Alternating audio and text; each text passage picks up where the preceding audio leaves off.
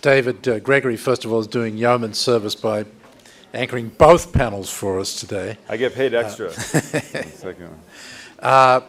Khaled Elgindy is a fellow in the Saban Center for Middle East Policy. He previously served in the Palestinian Authority's Negotiation Support Unit, and so he's therefore very well versed in the subject of his black swan, which is the potential collapse of the Palestinian Authority. Vanda Felbab-Brown is a senior fellow in our newly created 21st Century Security and Intelligence Center. She has done a lot of work on illicit economies and counterinsurgencies and insurgencies, and her latest book, just published, Aspiration and Ambivalence, Strategies and Realities of Counterinsurgency and State Building in Afghanistan, positions her perfectly for the memo she wrote about chaos in Kabul. Beth Ferris, Senior Fellow and Co-Director of the Brookings LSE Project on Internal Displacement, has written about the Big Thaw and the potential for a climate change disaster. Her most recent book, The Politics of Protection, was published in 2011. Bruce Riedel, veteran CIA senior intelligence official, advisor to and staffer to 4 presidents. His most recent book, Avoiding Armageddon, America, India, and Pakistan to the Brink and Back, will be coming out in the next few months, and he's written about the potential for revolution in Riyadh, Saudi Arabia. And finally, Tom Wright, who is a fellow in our Managing Global Order project, who previously was executive director at the Chicago Council on Global Affairs, and his last article was Outlaw of the Sea, and he has written a piece together with Justin Weiss on the potential for collapse of the Eurozone. David? So this is a slightly different construct. If the last panel was about the president having just a sea of opportunity in a second term to really influence events and use the power of the presidency to reshape the world order, and then in particular areas. This is something altogether different. This is the idea that the president's got a binder, not a binder full of women, but a binder full of priorities, of opportunities, of unfinished business, of problems that are still problems that he wants to deal with in his second term. But before he gives the inaugural address, he says, let me get in some of my top thinkers to tell me some really awful things that could happen, that could force me to toss that binder aside because all I can really do is think about these problems. And that's essentially the conversation we want to have. So I want to go around the horn here, and everybody to be disciplined about layout. Here's a scenario. This is what could happen. This is what it would mean. And I want to get everybody sort of on the record with that, and then we can discuss it amongst each other and challenge each other and suggest how we either mitigate this from happening or deal with it if it does happen. Bruce Riedel, let me start with you, but I want to start with something even more topical than your disaster scenario of revolution in Riyadh, which is what the memo is about. What's happening in Algeria? And in Mali, where the French have taken the lead, but U.S. forces are involved? And is this a coming black swan? I'll make it even a little bit broader than that. Okay. Mali is the most visible example. One of the unexpected and unintended consequences of the Arab awakening was the creation of a series of empty spaces, failed areas where law and order had broken down. Libya, Yemen, Sinai, Mali very dramatically, Syria increasingly. Al-Qaeda has exploited those openings, that lack of law and order, the breakdown of counterterrorism, to move into those places. And what we are seeing today across this segment of North Africa and the Middle East is what I call Al-Qaeda 3.0, the third generation of Al-Qaeda. It's more locally focused for now, but the fundamentals of global jihad haven't changed. And in many of these places, the notion that we're going to put Humpty Dumpty back together again in the foreseeable future is, I think, ludicrous. Mali has never been a particularly functioning state to start with. It's now very broken. Libya, Syria, I know you talked about that in the previous panel. And Al-Qaeda isn't going to take over most of these places. Mali's a little bit of the exception, but it's going to be able to operate there. We gave them, the French gave them, the West Africans gave Al-Qaeda 6 months to get ready. They have their plans. They showed one of them. They played one of them in Algeria. They have other plans. They are ready to retaliate. So we've bought off into a very big problem right now in North Africa. Vanda, I want to bring you into this because I read Sarah Chase's book, Punishment of Virtue, about Afghanistan last year.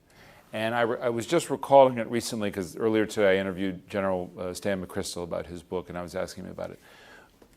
Her suggestion in the book that for a lot of jihadists and fundamentalists, Islamic fundamentalists, they view Afghanistan as the true testing ground of the sort of the final stand against jihadism. And what happens there will influence some of what I think Bruce is talking about, which is Al-Qaeda 3.0 and a jihadist movement that is maybe even more nationalist and separate, I think, more of the Taliban in that regard. What's your comment about that? Well, I'm not sure that I would say that Afghanistan is the ultimate test, but it is a very important test. And clearly there is learning among the Salafi groups. Remember that there was important learning in Somalia in the 1990s for the Salafi groups, and the outcome there reverberated and stimulated other terrorist Islamic Salafi activity elsewhere. Afghanistan is very important because if there is a collapse of a government, a major security meltdown after 2014, the various jihadi groups will be able to say, once again, the superpower was defeated in the country. Right. And this is the premise of your memo, Chaos in Kabul. It is the premise of the memo, but I would like to actually, since you mentioned Sarah's books on punishment of virtue, okay. A key thrust of the book is that legitimacy matters. And indeed... that what matters? That legitimacy of the government. Yeah, legitimacy of the government matters, and that is indeed the key message of my new book on Afghanistan, that although military capacities are critical, they are often insufficient if they are divorced from a political system that is legitimate. And what we are living in Afghanistan today is not only an extremely precarious and flimsy military situation, but the government that many Afghans see as mafia government. And to go back to Mali and the broader West Africa setting, yes, the latest chaos in the Middle East generated vacua or triggered outcomes, but in many of these countries you had profound crises of legitimacy, key institutional weakness, deep sense of alienation that has run many decades, and that is now all coming to head, and in some way was predictable. A key component of that era is, of course, Nigeria, and the deep, profound crisis that northern Nigeria is going through, the deeply inadequate response of the Nigerian military there, and yet it is now the Nigerian military that will be the cornerstone of operations in Mali. Let me just follow on one point before I get to everybody else, because I think it's so smart, which is legitimacy of government in Afghanistan being so crucial. If that fails, is it in your mind a repeat of what happened post-Soviet Union, where you have jihadist fundamentalist groups that are there, that are in the no man's land in Pakistan as well, that sort of lay in wait, and what ultimately led to the Taliban coming into power? And by the way, the Taliban is part of all of this sort of laying in wait. That's the chaos in Kabul that you envision as a reemergence of that? Well, I think that the chaos in Kabul, although that's the title of the memo, is sort of the ultimate, most disastrous outcome. Prior to getting to chaos in Kabul, there will be a lot of other contestation and chaos in Afghanistan. Currently, the Taliban has de facto control of large parts of the south and in the east. The north has seen a lot of military activity happening, some of which is triggered and involves the Taliban, some of which is ethnic infighting, other ethnic tensions.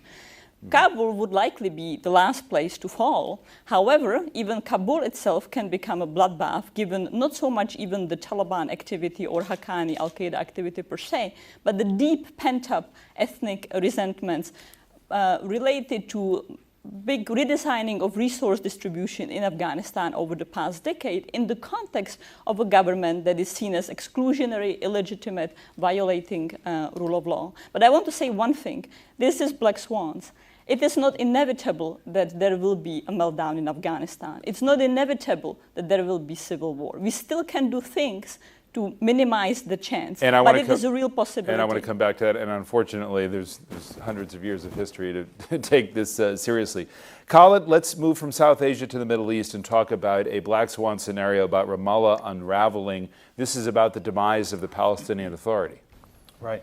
And in all honesty, it's probably something more of a gray swan. And maybe a light gray swan. Does that mean? It's more likely? Well, I think it's not as low probability as we think, and I'm not entirely convinced that it's as high impact as some of us may fear. I think it would be high impact, but I'm not sure that it's the disaster of disasters that some people look at it. Nevertheless, what would it entail? I mean, it would entail, obviously, the absence of something called the Palestinian Authority, either by a voluntary decision by Mahmoud Abbas to dissolve the PA, or it collapses of its own weight. And we're seeing, the fact that the PA is essentially bankrupt financially. Some might argue in other ways. But it is entirely dependent on foreign donations that are not forthcoming.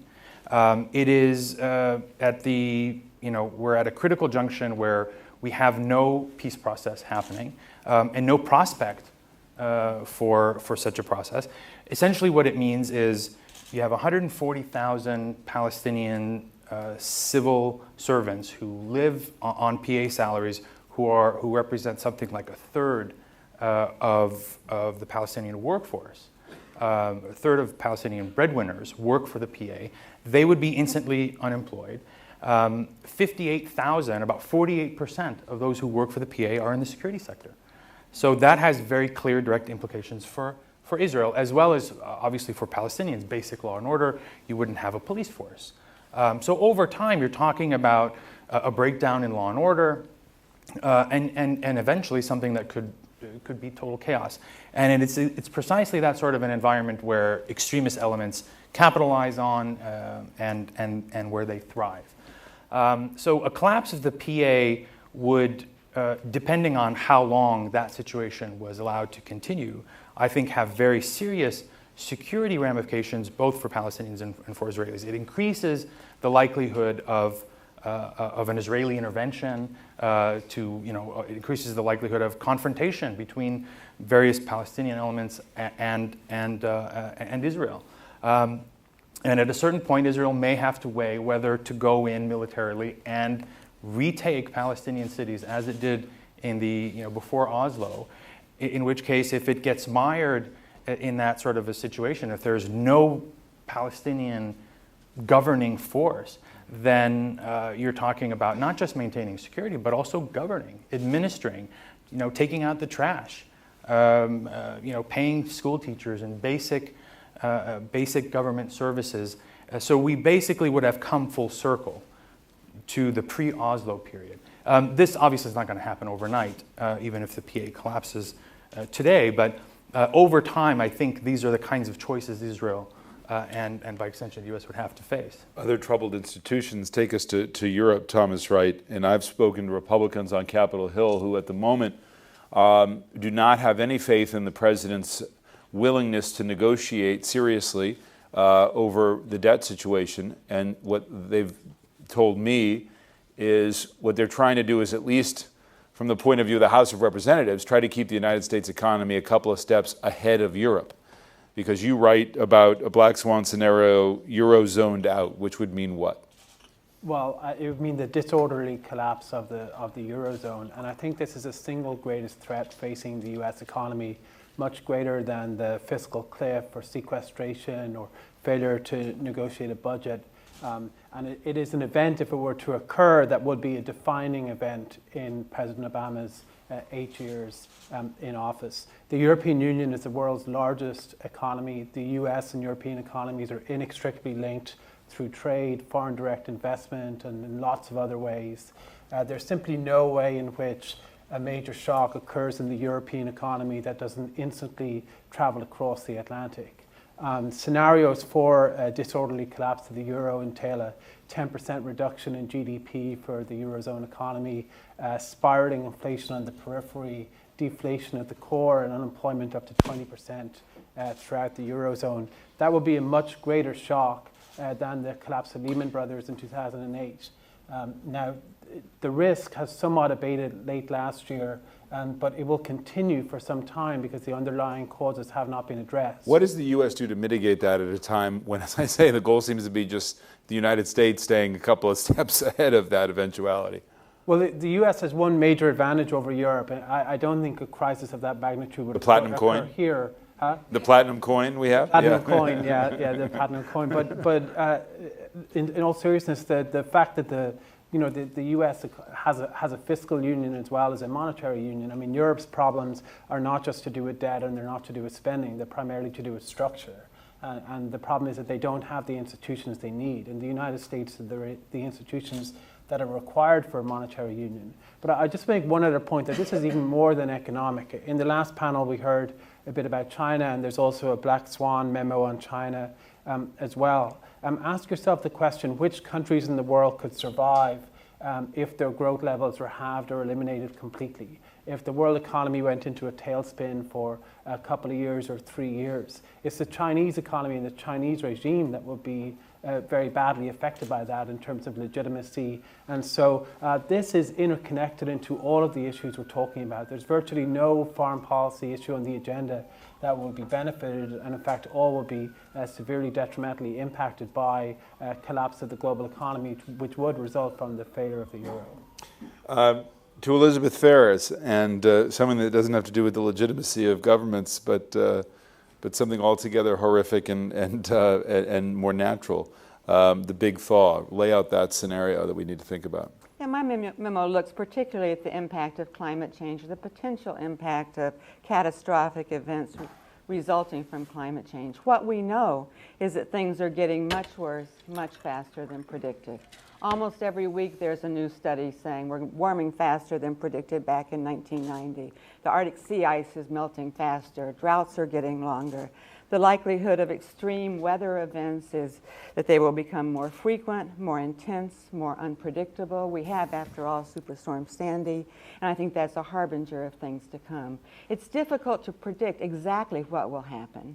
I just read an article yesterday suggesting that the warming of the Arctic ice may actually be proceeding in a series of trigger points or major decreases and not a gradual linear process. Something catastrophic could happen, and it is happening now with the rise of sea levels and the relocation of communities from habitats, for example, in Alaska that have become uninhabitable because of the melting of permafrost and other things. In terms of what President Obama can do to take this on, I would urge him to make climate change mitigation efforts a priority. I don't think the world can reduce carbon emissions enough without the leadership of the U.S. I don't see that happening, and certainly there are political costs of getting legislation through, but there are things he can do with his executive authority that might demonstrate to the world and to America that he's taking this issue seriously. But looking at the likelihood of these extreme weather events, that's something domestic constituencies can relate to. They can relate to poor people waiting for aid to rebuild or recover after Sandy. There's still hundreds of thousands of people displaced from Hurricane Katrina, and people have a natural sympathy and let's do something, let's prevent this from happening. I think we could change some of our legislation to make sure that when we raise lots of money for disaster response, we set some of that aside for measures to prevent the worst effects of climate change and these extreme weather events. So there are things that I think President Obama can do and should do, and there are things that relate not just to the American constituency now, but to generations from now. And this is the premier legacy issue that Obama could have in his administration. You know, it's such an important point, too, because it crashes into this antipathy toward any more spending as a general matter, particularly infrastructure spending, and yet there were all the stories right in our major media centers of New York and Washington about, particularly in the Northeast, that these kinds of warnings about what could happen with this kind of storm have been out there for decades. And indeed, as New Jersey thinks about what it has to do to rebuild along the shoreline, I mean, there are incredible preventative measures that must be taken if we're going to adjust. I mean, in this city alone, my goodness, the wind blows and you lose power for a few days. I mean, but it's extremely worrisome. Oh, definitely. And indeed, I think we should look at all of our policies to see the extent to which we are encouraging and subsidizing people to live in areas that are environmentally at risk. Flood insurance, for example, we're transferring risk, Right. if you will, from individuals who choose to live in coastal areas. I'm from Texas, a coastal area. I understand the benefits that brings. But is that something that the government, that taxpayers should be subsidizing, particularly when we know that this is coming?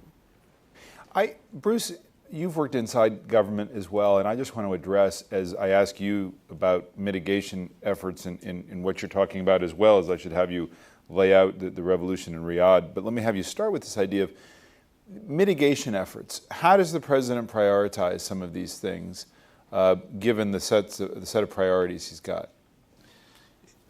You mentioned at the beginning, lucky presidents get to determine priorities for themselves.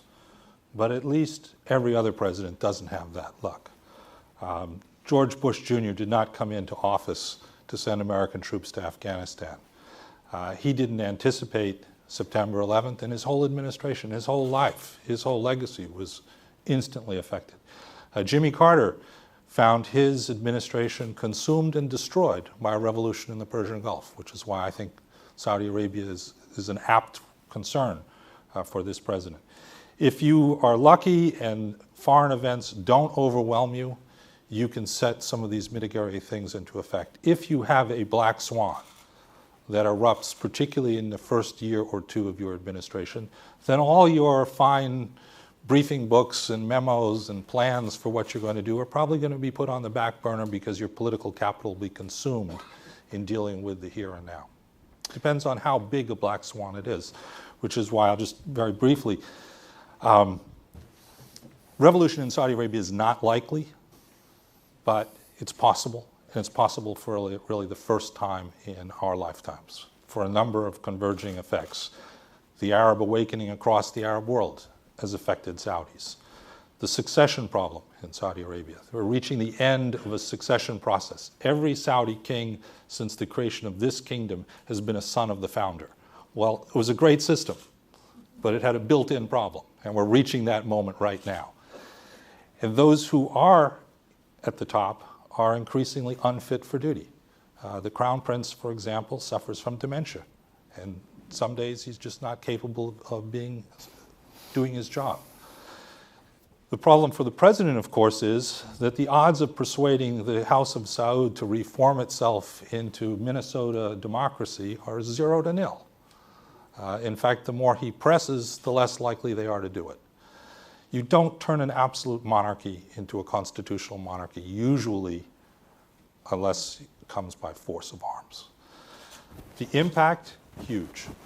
You mentioned the European Eurozone economy. What if half of Saudi Arabia's oil comes off the market and the price of oil shoots up? And it doesn't even have to come off. The psychological impact of the world's largest energy producer not functioning effectively would be enormous, and the ripple effects in the small Gulf states across the Gulf. So it's low probability, but huge impact, and unfortunately not one in which we really control very many of the dynamics of what would happen next. And what does this president do as he sees revolution fomented across the region? And I mentioned Morsi in the last panel, where he's got such a problematic partner in Egypt. What does the United States do in in this president's second term to try to rebalance that? Well, you try to see if you can distance yourself a little bit from these regimes that lack legitimacy, as Vanda suggested. That's pretty hard to do. We've been in bed with the House of Saud since 1945. No one's going to believe that we're now somehow stepping back and urging reform and democracy in Saudi Arabia. It's just not going to pass the credibility test any more than Jimmy Carter's attempts to walk away from the Shah of Iran convinced the Ayatollah Khomeini for 1 minute that there was a difference. One of the things you can do, certainly, and needs to be done, is reorder your intelligence priorities. And here I think it's an interesting case. John Brennan, who knows Saudi Arabia perhaps better than anyone else in the US government, is now going to be in charge of these intelligence priorities. But he's also in charge of the counterterrorism drone war. And he's going to have to decide, what are we going to spend more money, more resources, more spies, more surveillance systems on? Monitoring for preventing the next 9/11 versus monitoring for preventing the possibility of a revolution or knowing it's coming, which, maybe a 10% possibility. Those are some tough priority decisions that John and the president will need to make and should be making right now. Do you watch Homeland, by the way? I do watch Homeland. It's great, isn't it? I don't think it's entirely realistic, but that's okay. Doesn't have to be. Seth Meyers from Saturday Night Live had the greatest of all tweets in the world. He said, "I think my text to Abu Nazir just went through." If you watch, it's great, wonderfully rich. Anyway, Vanda, I want to come back to legitimacy of governments, and as Hamid Karzai was just here, and he was the question about corruption in government, the question about will he retire? What is your prognosis of how legitimate the Afghanistan government will be, particularly as the United States withdraws? It is a question that still has a range of options, which is good. Legitimacy right now is very low. And it is easy to see that an effort to install some sort of successor that can make sure that Karzai's power and economic interests are preserved will not be met with much legitimacy. At the same time, it's also unrealistic to expect that President Karzai and the power brokers that have been associated with his government over the past decade will simply submit themselves to a genuine electoral free democratic process, especially as the security situation will be very difficult and will be increasingly getting difficult. So one of the big issues that has been consuming the political system and energy in Afghanistan has been whether there should be a consensus candidate behind whom the various ethnic groups, various power brokers could on whose elections they could agree, and that would perhaps mitigate the high chance of violence during the electoral process and the elections in 2014 as a way to remove one of the many difficult challenges that Afghanistan is facing. It's essentially facing a triple earthquake: massive decrease in security after 2014, a big economic downturn that cannot be offset, and major succession political legitimacy crisis. But this now is also combined with the negotiations with the Taliban, on which both the Afghan government and the US government is increasingly placing its bets. A decision that is deeply problematic for many reasons. It's not to say that one should not negotiate with the Taliban, but one needs to be realistic about whatever is agreed at the negotiating table, whether that will have any chance of being enforced. The lesser the US presence, the more minimally the US presence is defined, the lesser the chance of increasing. And what does that even look like? I mean, the Taliban comes back into the government. What does that look like?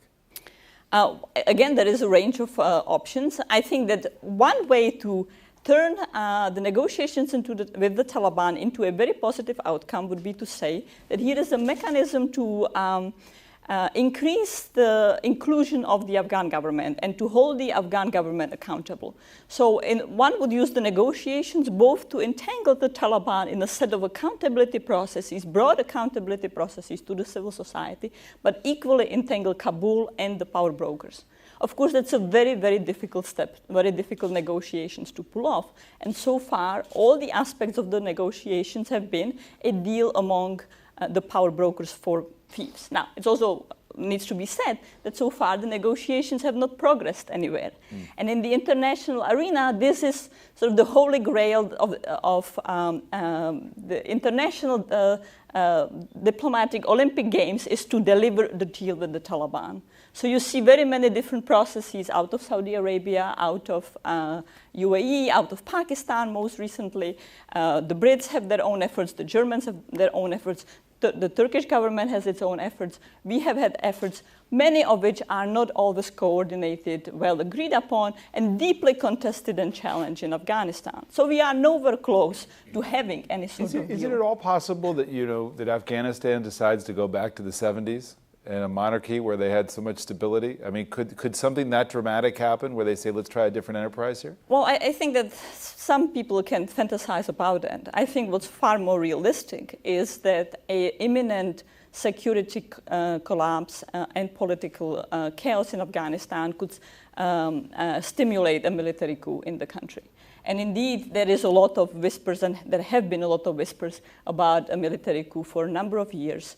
Realistically, the most functioning institution, the one that we have devoted most assets and efforts on, will be the Afghan National Army. It's far from perfect. It has major weaknesses. It cannot currently operate, and it will not be able to operate after 2014 without international enablers. But it will be the most cohesive, the most potent force. So there could be a coup. However, big questions: could the coup be legitimate? Will the army split along ethnic and patronage lines, which pervade the army right now and are being unchallenged? How would the various factions, the power brokers, the Talibans, the Haqqanis, groups that operate from across Pakistan, align with different factors, with different factions during a coup scenario? It could be stability, it could be yet another trigger of chaos. Forgive me, it's just my friends and I often get together and wax romantically about Kabul in the 70s. But anyway, I want to, Khaled, I want to hear your prescriptions on, you laid out the problem of the PA dissolving, but to get a couple of thoughts on what you think this administration does to mitigate that problem, as well as taking a stab at what the relationship with Israel looks like in the second term after a bumpy first term.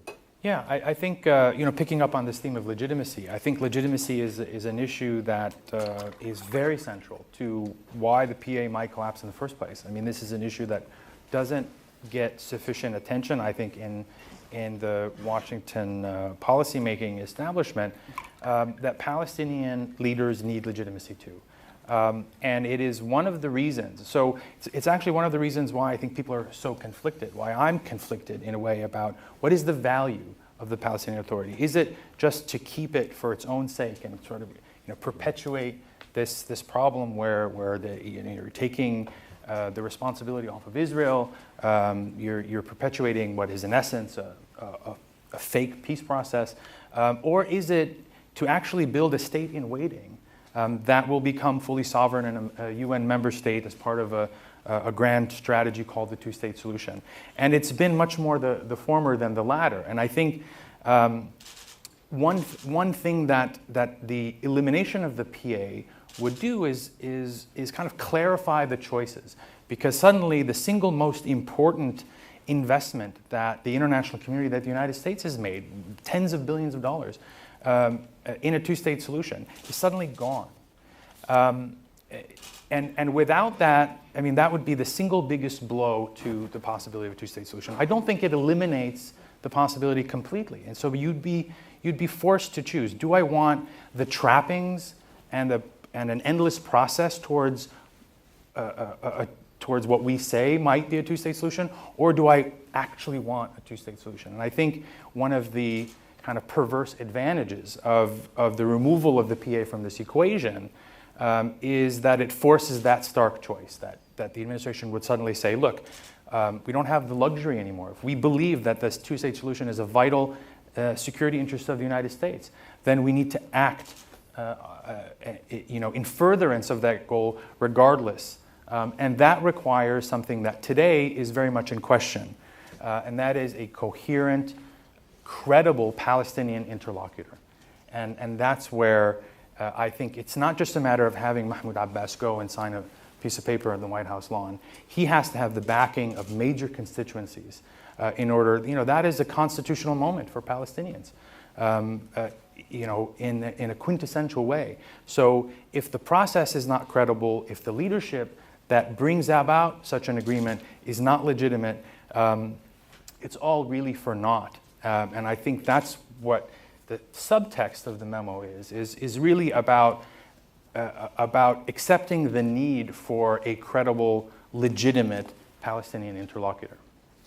I want to get to some of your questions here as we continue our discussion. We'll go all the way to the back.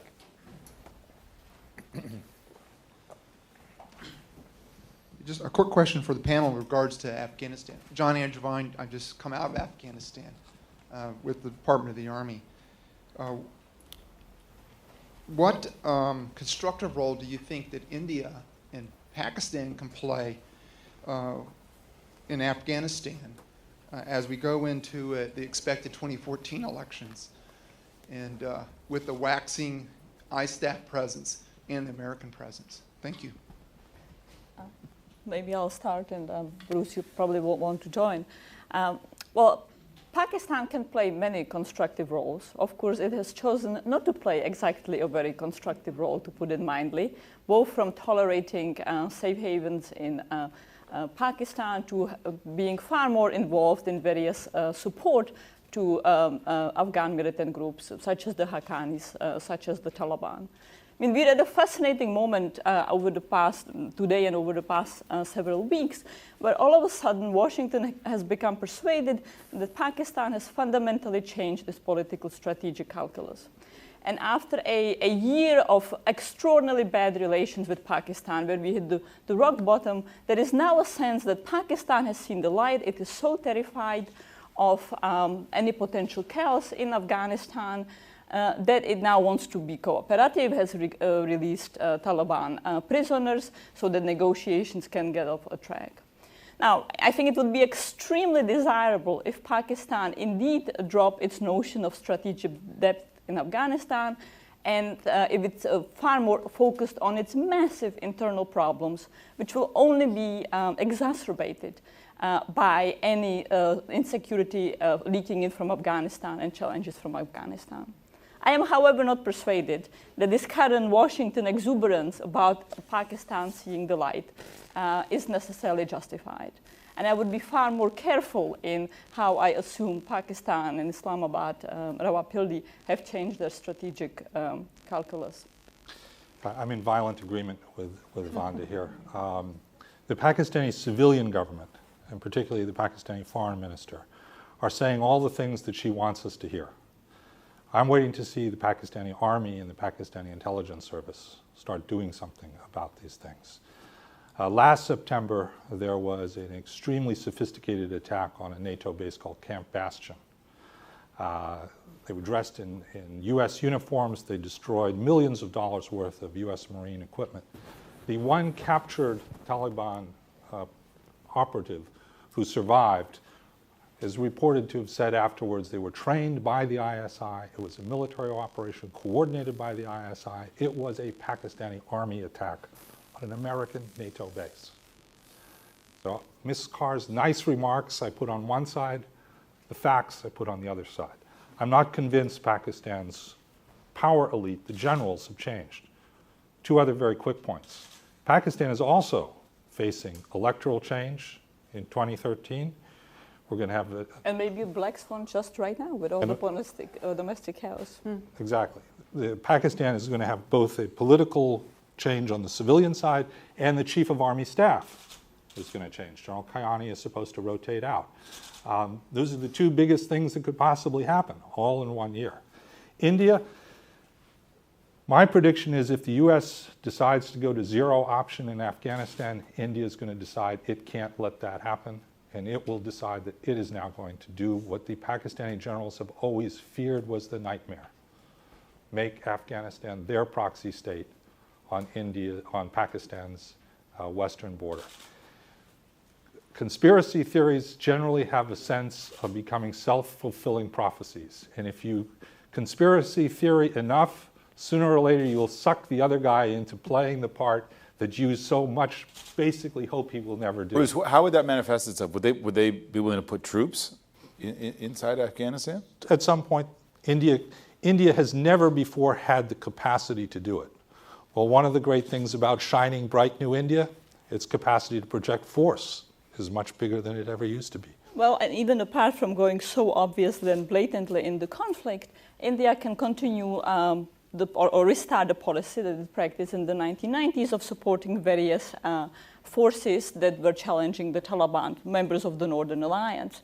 And the more chaos there is in Afghanistan, the more all the regional powers will be cultivating their proxies. And Afghanistan will not only be a battlefield of internal factions in Afghanistan, but it will be a battlefield of external power competition involving Russia, China, the Central Asian countries, India, which has very much resented that the United States has been holding it back from more aggressive role in Afghanistan, Iran, which is playing a fascinating game, hedging on both sides, as well as other countries.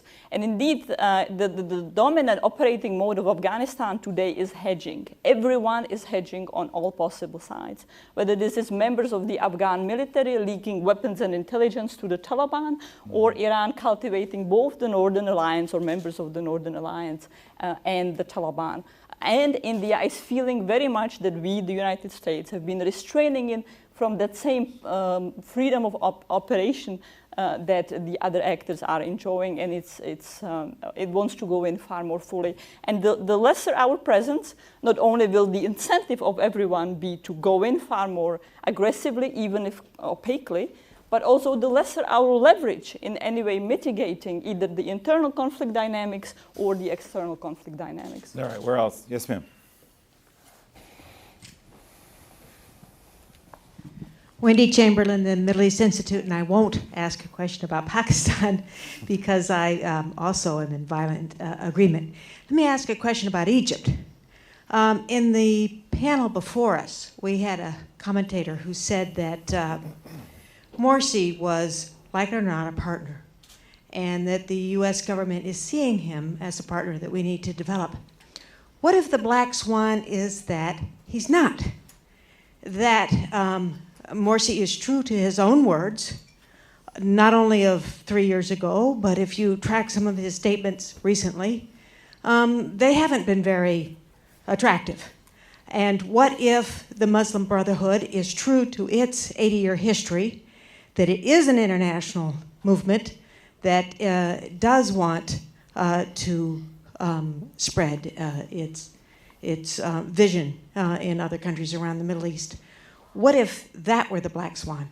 Khaled, why don't you take that? Well, there is sort of a version of that black swan in the briefing book, a much more specific one in terms of the collapse of the Camp David peace treaty between Egypt and Israel. So that would be maybe one manifestation of the scenario that you outline, and it is obviously deeply problematic. It is clearly showing the regime, the new administration in Egypt, to not be the partner that we expected. I think that is a very, not necessarily real, but I mean it's a real black swan in that it is low probability and extremely high impact. And if you look at, what the black swan actually is not one event, but what it triggers. And one of the things that it triggers, I think, is it implicates is the black swan that I wrote on, the collapse of the PA. It would be impossible to imagine in a scenario like the complete collapse of the bilateral treaty between Egypt and Israel, how the Palestinian Authority would survive that. I think that would clearly eliminate that one. And so when you start to see a succession, a ripple effect of something even as relatively narrow, it's not narrow in its implications, but very specific manifestation where the new Egyptian government is not a partner, I think that's when you start to appreciate the severity of this sort of thing. I think, fortunately, it is a low probability event. I think one of the things that the administration has to do in order to avoid either, because I could just as easily see one become a trigger for the other, is the linkage. I think they need to become much more aware of the linkages between all of these things. And if you want to keep the peace treaty between Egypt and Israel, one of the ways to do that, one of the ways to support it, is by having an actual credible peace process on the Israeli-Palestinian front. If you want to undermine the peace treaty with Egypt, you foment instability on the border between Egypt and Israel, for example, Gaza, which is a very real scenario that we just saw erupt a few weeks ago. So again, there's another incentive to try and stabilize the situation on the ground on the Israeli-Palestinian front in ways that clearly can trigger any number of these, and worst of all, in combination. Yes. Yes.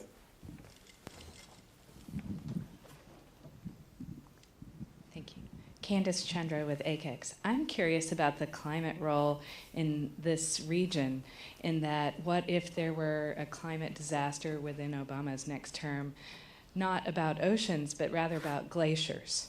What if suddenly there's a humongous drought through this region? How does that affect?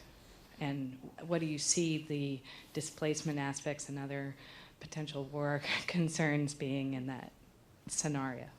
Yeah, I think the possibility of drought is very likely, as we see now in the United States. And actually, the head of FEMA just a couple of days ago talked about the cost to the U.S. of drought as being much greater than that of Sandy in terms of its long-term impact. We know much less about some of the humanitarian consequences of drought, unless it's related to conflict, as in Somalia and Vanda.